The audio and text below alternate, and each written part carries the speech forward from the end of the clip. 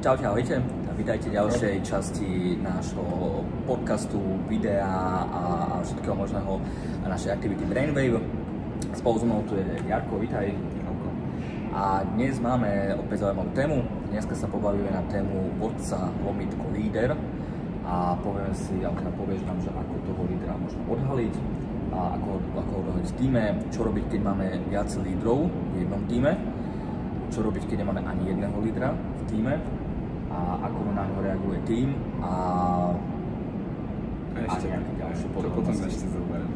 Tak poďme na to, akože zaujímavá téma, začíname takú cestu leadershipu pomaličky, že taký dosť horúca téma je aj myslím, že posledné, že obdobie leadership, všade na nás učí, že leadership, tak prenechám slovo. Dobre, vodca ako taký, jeho štandardná definícia je teda, že sa ujíma vedenia skupiny, je zodpovedný, ale treba si uvedomiť, že teda ako takého vodcu vôbec nájsť aj v tej skupine, ak je napríklad skupina nová. Sú dve, povedzme to skôr detské, ale predsa hry, kde môžete vidieť toho vodcu, ako sa teda vyberie sám, alebo teda ako ho skupina vyberie zo seba samého. Prvou hrou je hra so stoličkami, kde sa do kruhu dajú stoličky, ktoré vlastne sa dajú tak, aby skoro spadli. V kruhu sú ľudia a postupne im sťažuješ úlohy pri tom, keď sa majú posunúť po stoličku ďalej. Vždycky môžu držať len jednu stoličku, takže nemôžu chytiť dve naraz, aby si ich podali, musia držať len tú jednu. Povieš len, nech sa skupina pohne o jeden celý kus. Skupina sa pohne. Povieš potom, že teraz sa musia pohnúť znova, ale bez toho, aby niečo povedali. Zase sa skupina pohne o tom, že si musia dať jednu ruku za chrbát, ale stále nič nehovoriť. Čo sa bude diať pri tom, ako zadávaš tie úlohy? No, predpokladám, že niekto bude nejaké pokyny dávať, že hlavou už nemôže hovoriť, tak alebo ukazovať, alebo bude nejaké pokyny dávať ten... Pri tejto hre automaticky to začne robiť buď jedna alebo dve osoby a ostatné na nich budú reagovať. Už len to vytvorí ti hneď vedúceho, vlastne už v prvom kroku, hej. Ďalšie kroky už skôr robia to, že buď sa sústredia na jednu alebo na tú druhú osobu, ktorá tým vodcom je v skutočnosti. Druhou hrou je hra na babu, kedy sa jedna osoba postaví do stred, jedna vidí a ostatné osoby majú zavreté oči. Toto už je skôr, že či vie viesť ľudí. Hej.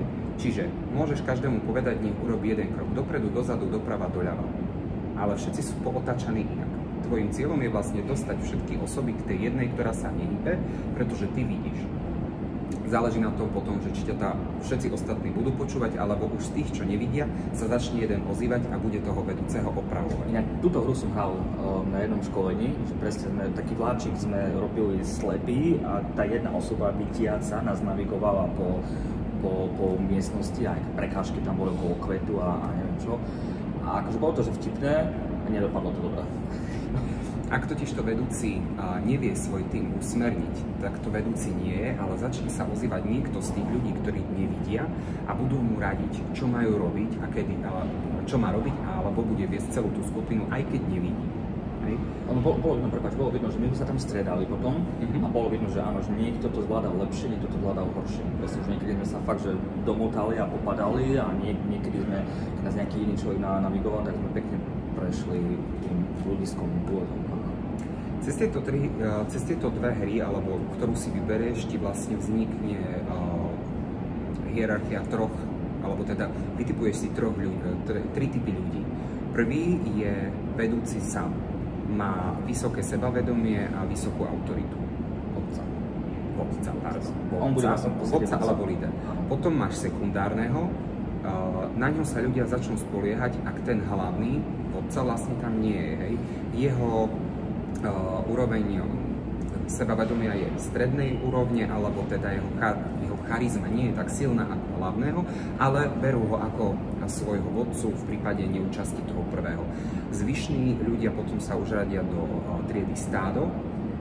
Tí neoplývajú buď to vysokým sebavedomím alebo charizmou, to znamená, že buď si neveria, alebo aj keď si veria, nemajú dosť charizmy na to, aby ich počúvali ostatní. Ale nemajú možno aj za potrebu sa prejavovať, možno takisto. v princípe napríklad v práci, ak by som to dal, sú to možno aj tí, ktorí vôbec ich to ani nezaujíma, pretože buď nie sú pre svoju prácu tak zapálení, alebo vôbec sa vyvíjať nikam nechcú. Robím iba do výšky svojho platu. Áno, robím iba do výšky svojho platu, ako sme mali vykonať. Dobre, čo ak ale máš vodcov dvoch, rovnaká vysoká autorita, vysoké sebavedomie aj charizma? Ako myslíš, že bude v tíme ďalej postupovať? No, to by som povedal, že súžitie? To je zaujímavá situácia, lebo na jednej strane možno môže byť rád ten ich ešte vyšší nejaký vedúci a ten ich líder, že vôbec má dvoch takýchto ľudí v tíme, ktorí to obidvaja sú nejakým typom vodcovstva a majú v sebe, a čo je super, že máš dvoch. Na druhej strane, no vyber teraz z dvoch jednoho človeka. Štandardne vlastne, ak máš dve takéto alfy, v tíme vzniká trenica, napätie, jeden je tvrdohlavý, druhý tvrdohlavý, nepustí. Hej, jak by si riešil takú situáciu tým pádom, aby nás s tým ostal zachovaný a hádky by nevytvárali sa? No, ak by som sa teraz bavíme z nejakého, že v biznise, pracovného hľadiska, tak asi možno by som spravil že dve veci. Jedna vec možno by bola, že pozrel by som sa, ako vníma tým aj jedného, aj druhého, lebo predsa len ide aj o dobro toho týmu. Čiže ako ten tým spolupracuje s jedným človekom, ako spolupracuje s druhým človekom, možno nejaký feedback by som si od nich vypýtal na jedného, na druhého. A to by bola že asi jedna vec. A druhá vec, ktorú som zabudol teraz, a už viem, áno, že potom samozrejme, že to rozhodnutie je teda na tom ich nadriadenom a asi by som robil čisté manažerské rozhodnutie, že proste povedal napriamo otvorene, že proste takto to je, ak je iba jedna nejaká, tá pozícia je voľná, hej, a to sú teda dvaja kandidáti, tak proste povedal, že proste takto to je, takto som sa rozhodol, lebo toto, navnímal som to takto a asi hotovo tým pádom. Ak sú ale pozície vlastne všetkých ľudí rovnaké a vodca v tomto prípade len nejako charakterovo vytvára ten tým a máš dve takéto alfy, záleží na dvoch veciach. Aký veľký je ten tým a čo ten tým robí. Ak je dosť veľký tým, kľudne môžeš urobiť to, že vlastne rozdeliš na dve, hej, rozdiel a panuj. Dve skupiny ti vytvoria vlastne viac práce, pre teba je to tým pádom ešte lepšie. Ak je tým malý a vodcovia vlastne musia, alebo teda chcú obidvaja rozhodovať, tak potom im rozdiel práve že úlohy. Ale musia byť rovnako dôležité. To znamená, že jeden má svoju časť, druhý má svoju časť, miesto toho, že by sa naraz prekrikovali a naraz chceli riadiť všetkých. Hej? Čiže toto sú možnosti, ak máš vedúcich viacero.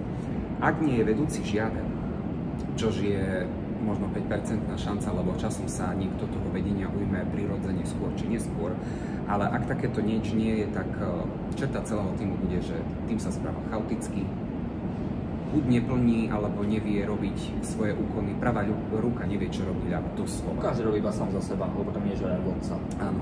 Ako tým pádom ale vytvoriť vodcu, ak nikto vlastne sám od seba sa nechce k tomu pridať? Dobrá otázka. Buď by som hľadal aspoň nejaké náznaky nejakého prirodzeného, nejakého rešpektu a nejakého vodcovstva, že koho možno by tak trošku, to aspoň trošku vyčnieva, hej, na tých ostatných. A s ním by som skúsil nejak pracovať. Môžeš to urobiť buď to na základe nejakej finančnej odmeny, ktorá je podmienená.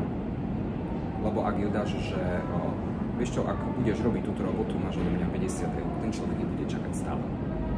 Akorát, že keď už bude na tej pozícii a bude si istý tým príjmom, tak potom zase sa vráti k tomu, čo mal predtým. Preto musí byť odmena podmienená, že len za splnenie určitého výkonu a tej práce, ktorá mu bola pridelená ako vodcovi, tú odmenu dostávať bude. Čiže týmto štýlom buď pôjdeš, alebo môžeš skúsiť tú hru a ten vodca si možno aj sám nakoniec uvedomí. Alebo mu dáš možno aj nie finančnú odmenu, ale možno nejakú emocionálnu. Alebo kompetenciu. Tak, môže rozhodovať. Môže to byť určite len v takom napríklad, jak napríklad smenovka, hej, môže bazírovať na smenovke a podobne, hej. Je to, navyše ty sa zbavíš nejakej tej svojej roboty, ale tá osoba má už nejakú, povedzme to moc, alebo niečo, hej, nemusí byť reálna, hej, len nech si to myslí možno, ale už začne proste o sebe uvažovať ako o človeku, ktorý má nejakú kompetenciu, to znamená, že jeho sebavedomie rastie, charakter taktiež. Dobre, čo ak ale je vedúci alebo líder vybratý na základe, povedzme to, jak všade, nejakej korupcie, hej, alebo protekcionizmu.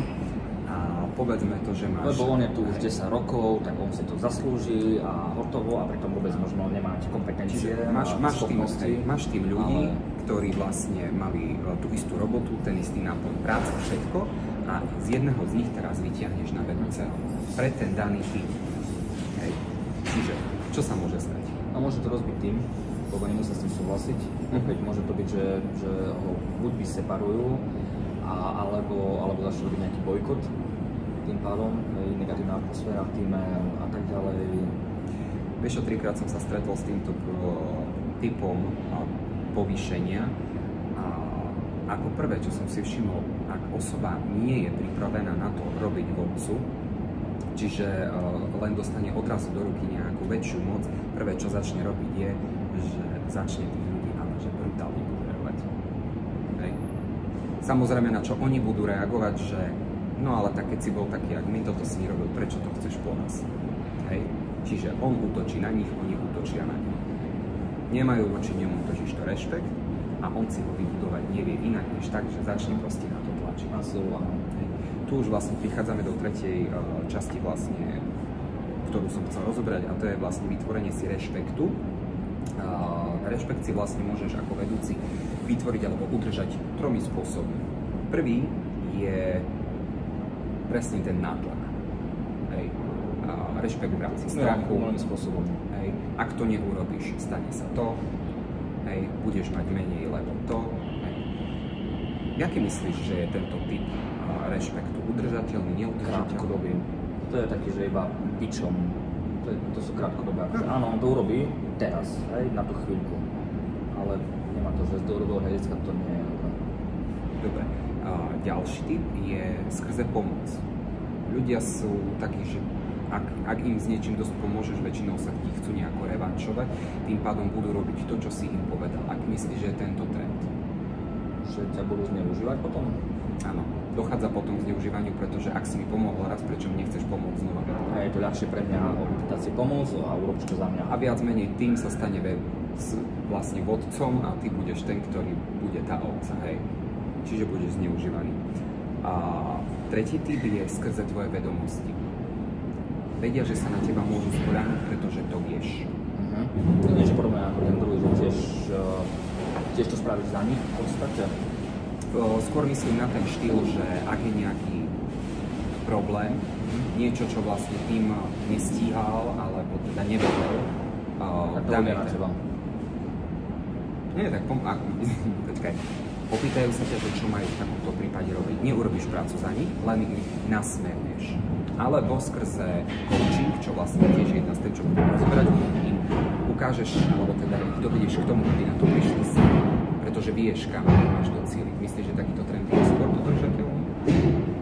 No, toto skôr. Ako to je predošlo. Čo som vyhral? Paradoxom je, že všetky 3 typy by mal správny vodca vlastne v určitej miere dodržiavať. Pretože ak nevytváraš motiváciu strachom, hej, to by malo byť to najmenej, hej, ale ľudia a hlavne tí, ktorí sú tí bojkotéri a hejteri, ak nerobia vlastne pokroky, aj napriek tomu, že sa snažíš, musíš na nich proste zatlačiť aj týmto štýlom. Áno, keď mu 5 povieš pekne, tak 6 už. Mal by si vedieť pomôcť, pretože nemáš všetko, nech si len robia sami, tak potom na čo tam si. A vedomosti máš mať pretože máš vytvoriť pre nich dojem, že si nepostradateľnou súčasťou toho týmu. Bez teba by sa to tam rozpadlo, pretože vieš viac ako oni. Nenahraditeľná, áno. Čiže kombináciou všetkých troch by si mal vytvoriť vlastne vodca alebo líder to, že je na tom piedestále a je tam právo. A pre mňa number one ešte by malo byť úplne, že inšpiratívny. To by som mal, že hlavne byť pre tých ľudí, že ani nie motivovať vlastne, že strachom, jak sa říkáme, toto na to najmenej, a inšpiratívne. To už si môžeme tiež aj na základe našeho iného videa, ktoré sme mali. A co to bolo? To bola manipulácia. Manipulácia, áno. Áno, aj to je potrebné využívať. Manipuláciu strachom, a potom manipuláciu skrze nejaké ambície a podobne.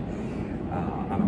Čiže vodca je teda vlastne vybratý na základe kompetencií, ale nesmie si pripadať, že je to samozrejmosť. Dobre.